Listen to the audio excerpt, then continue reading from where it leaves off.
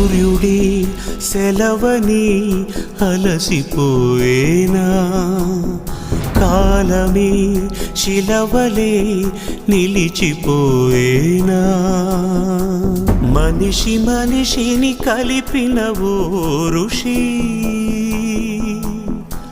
భువిని చరితని నిలిపెను నీ కృషి.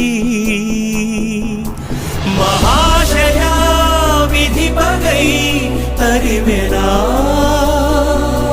మహోష్ణమై రుధిరమే మరిగెనా, ఆగిపోయేనా త్యాగం కదా,